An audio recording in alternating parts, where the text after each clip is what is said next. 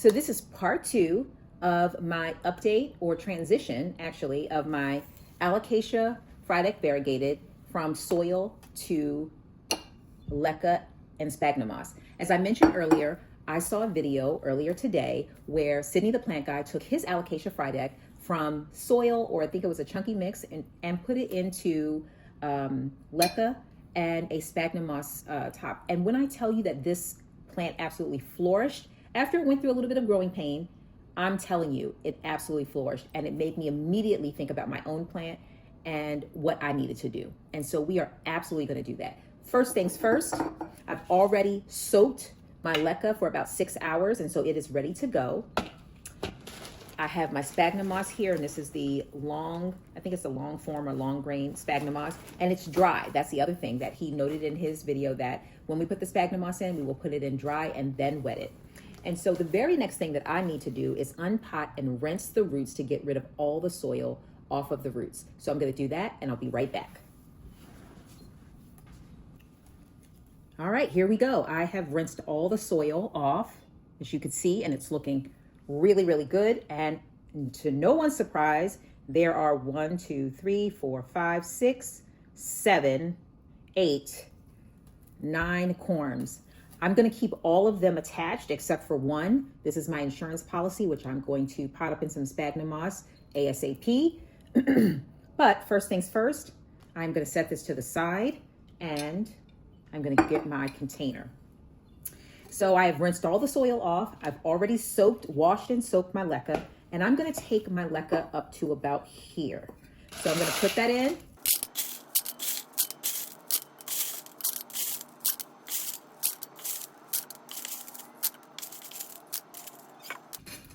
All right, so I have the LECA up to about right here.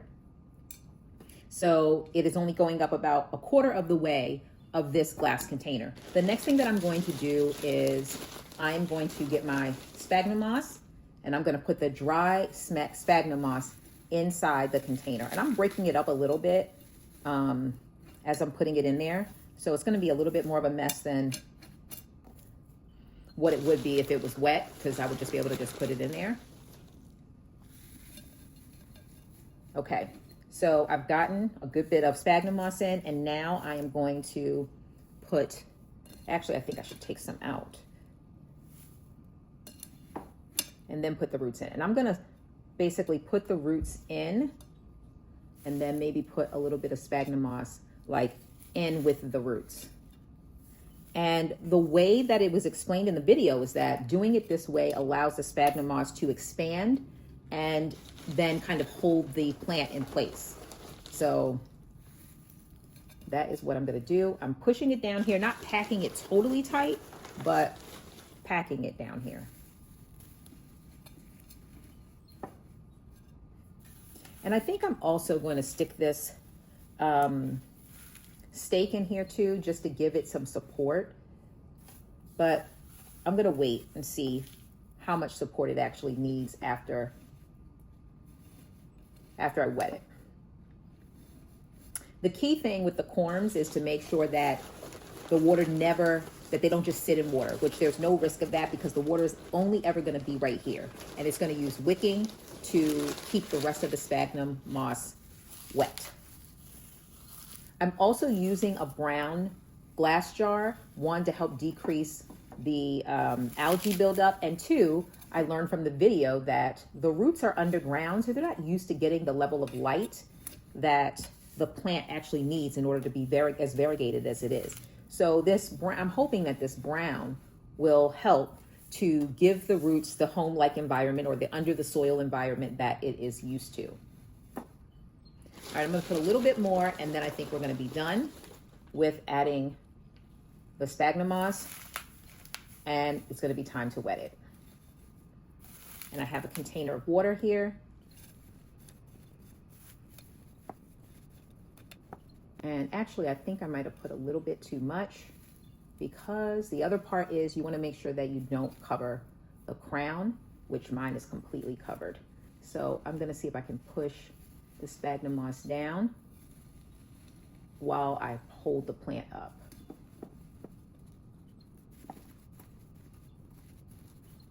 And this is why I'm keeping one of those corms, because I'm very nervous about how this is going to go. All right, let me take some of this out.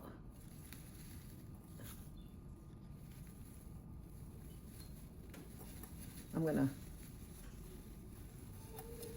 hold it like this, and I'm gonna backfill this. All right, let's see. All right, now I'm starting to see the crown and I'm feeling better. It's not going to be fully covered in sphagnum moss. Okay.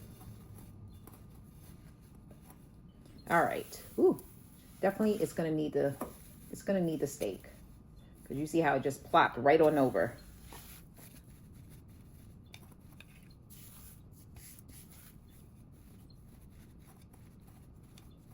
All right, I feel okay. I feel a lot better now that I can actually see the crown of the plant, that it's not fully covered in moss. And now I think it is time to wet it. So I have warm water. I am gonna wet this entire thing, and then I'm gonna pour a portion of the water back out, just to ensure that the moss gets as wet as it needs to get, but it's not, ultimately the water should not be past the LECA, which is right here. So we're going to wet, and again, this is warm. I'm using warm water because I know that it is much more effective.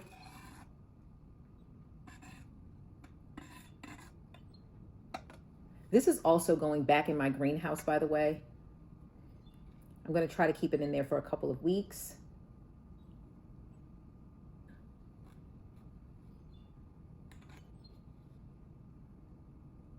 And then I will slowly start to acclimate it out.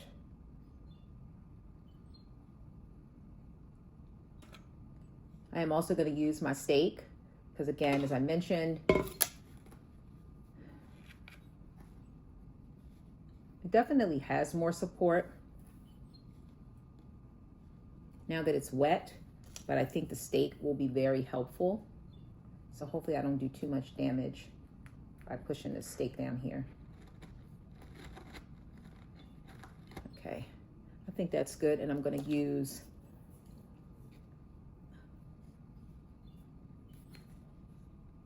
go right around.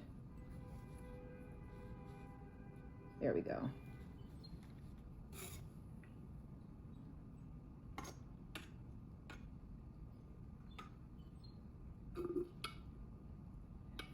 All right, I feel like it is very wet, so I'm going to let it sit in here for a little bit, maybe like 10-15 minutes, and then I'm going to pour the excess water out and only keep water in there up to this point, up to the LECA, the top of the LECA, and then I will let it do its wicking to wick it back up. So what can I expect over the next couple of weeks? Well, I definitely expect to potentially lose a leaf, but if I don't lose a leaf, they will definitely be drooping, even more than what they're drooping right now.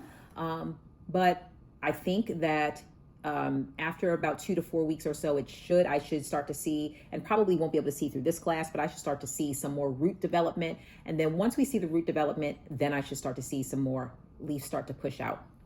I am going to add some nutrients, but I'm not going to add them right away because I anticipate that this plant will be going through some shock. The only thing that I am going to add that I did not put in so far is my microbes. So once I dump that water out, I am going to put a little bit of microbes in here and maybe water it. I'll dump all the water out, put some microbes in here, and then water it back in. I should have sprinkled them on the roots. I forgot. I'm not going to take it out now at this point. But I am going to make sure that this microcausi gets in there because, like I said, it is extremely helpful in making sure that it reduces transition shock and help plants recover when you're doing things like transitioning them from soil to semi-hydro. So this was the surprise. This was the experiment. Stay tuned. I absolutely will be giving you updates to let you know how this plant is doing. They will be little quick updates, maybe every week. Until we start to see this plant recover. And hopefully I have the same experience as Sydney the plant guide. If you want to find out if I do, definitely stay tuned for the updates. Thank you again if you're still watching, and make sure that you like and subscribe.